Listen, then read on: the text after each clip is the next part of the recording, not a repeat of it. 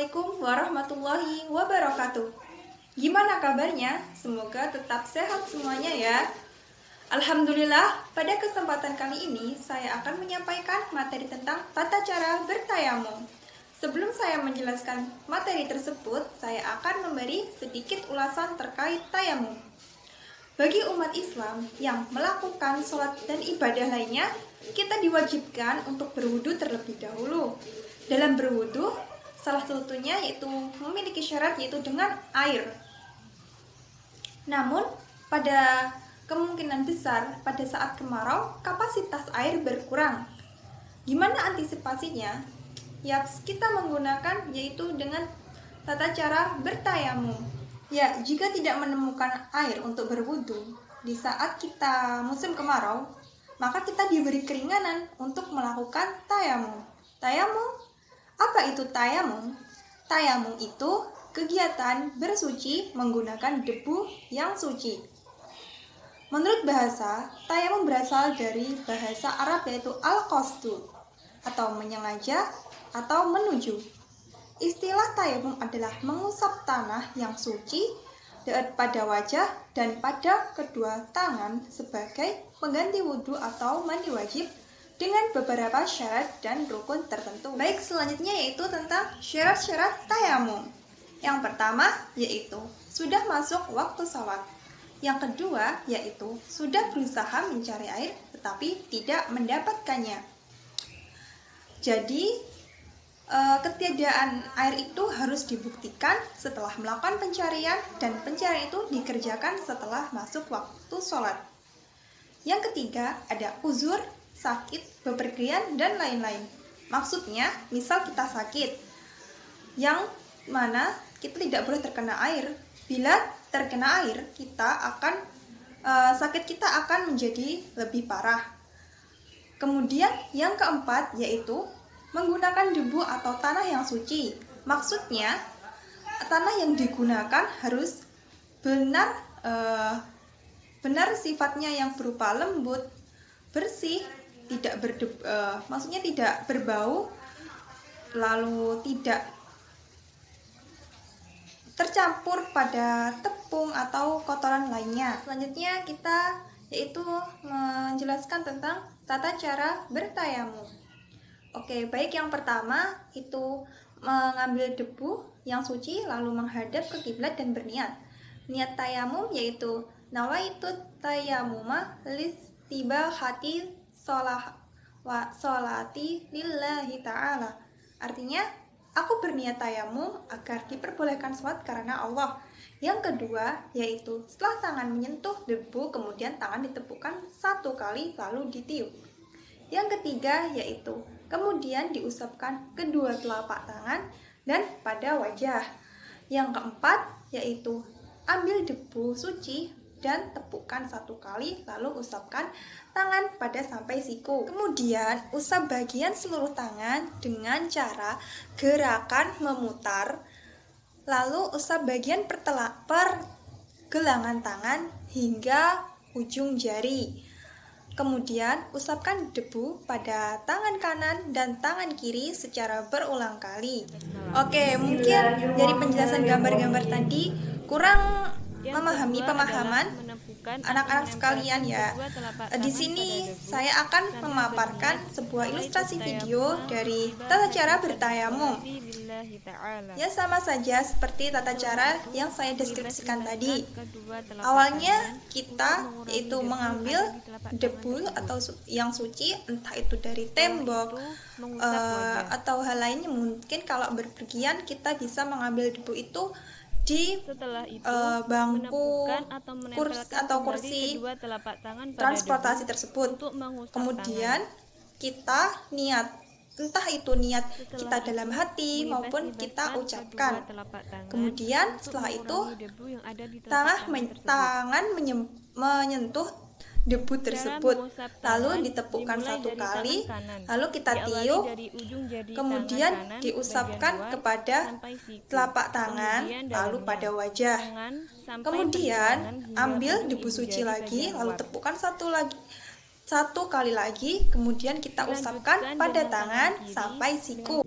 Oke, mungkin dari penjelasan gambar-gambar tadi kurang memahami pemahaman anak-anak sekalian ya.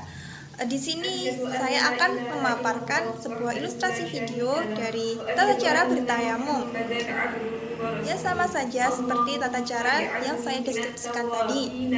Awalnya kita yaitu mengambil debu atau yang suci, entah itu dari tembok.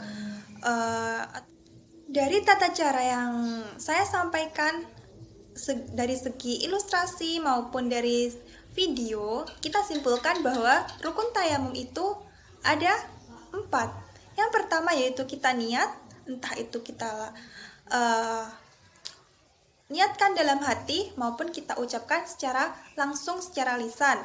Kemudian kita mengusap kedua telapak tangan, kemudian kita usapkan pada wajah.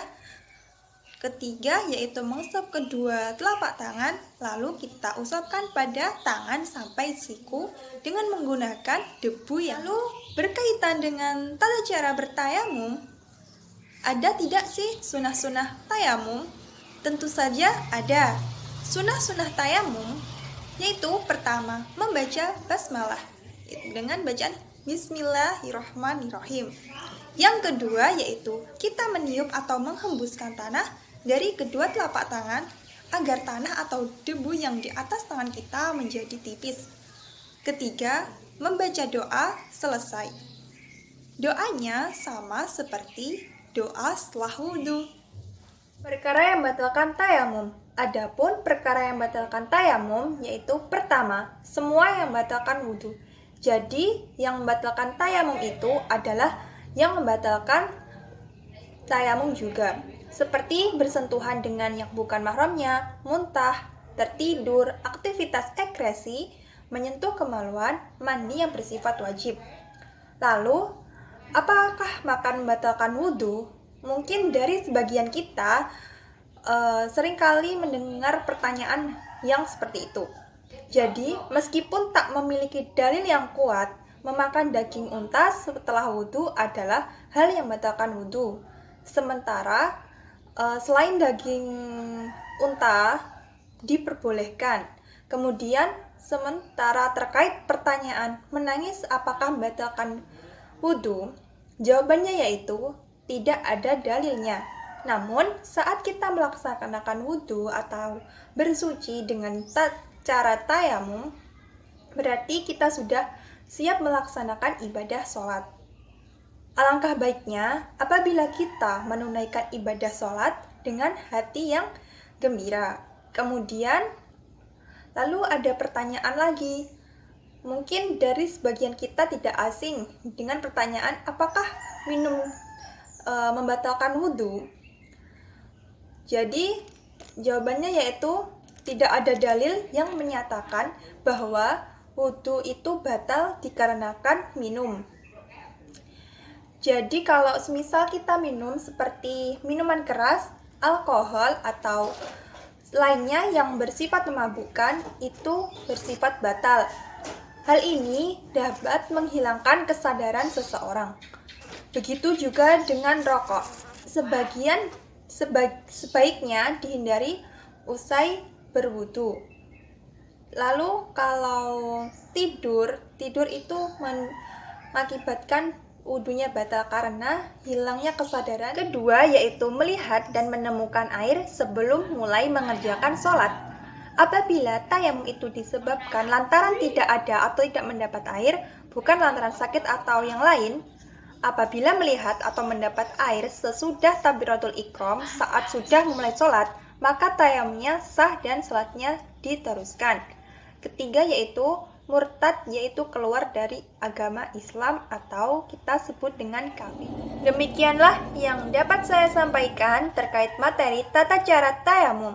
Terima kasih atas perhatiannya. Dengan saya memaparkan materi tentang tata cara bertayamum ini menjadikan sebuah keputusan bagi kita tanpa adanya alasan untuk tidak mengerjakan ibadah sholat.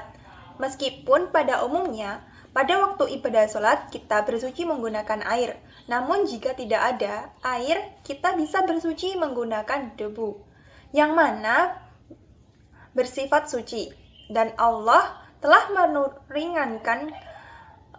meringankan tentang cara kita bersuci walaupun tanpa air. Jadi tidak ada lagi namanya kita untuk tidak beribadah apabila tidak ada air. Semoga video pembelajaran yang saya sampaikan memberikan banyak manfaat. Bila ada kekurangan pemaparan materi, saya mohon maaf. Wassalamualaikum warahmatullahi wabarakatuh.